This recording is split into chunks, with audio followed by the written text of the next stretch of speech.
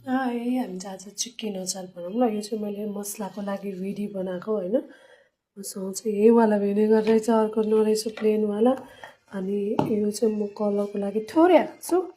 अनि हामीसँग चिकन छ मेबी आधा केजीभन्दा अलिकति बढी होला। पहिला रोस्ट गर्छु अनि मसला पनि गर्छु। अनि मसला रोस्ट गर्छु अनि मिक्सरमा पिस्छु। अनि बाँकी एकछिनमा हेरौँला। होइन हाम्रो यहाँ चिकन ब्रेस्ट हुनेछ। यो चिकन चाहिँ हाम्रो विथ बोनवाला चिकन हो। अनि म लास्ट टाइम बनाउँदाखेरि चाहिँ बोनलेस बनाएको थिएँ। त्यसपालि चाहिँ कसले झिकिरहेको छ भनेर मैले विथ बोन नै बनाउँदैछु।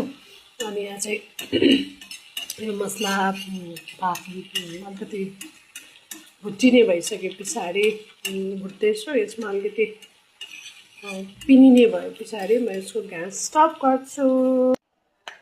मासु चाहिँ यत्तिको रोस्ट भएको छ होइन।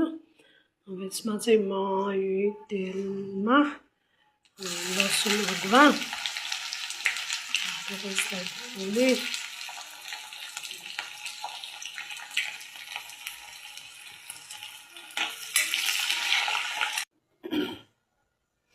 जागी मैले त्यो रोस्ट गरेर मिक्सर गरेको मसला हो है। पहिला यो हाल्ने अनि पहिला मजाले तेलमा पकाउने अनि हल्का बेसर हाल्ने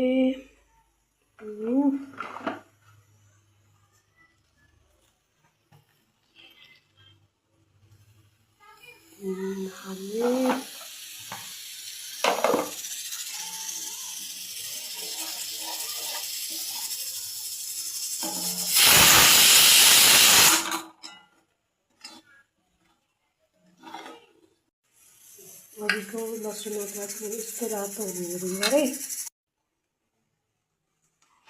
जब मैले हालेँ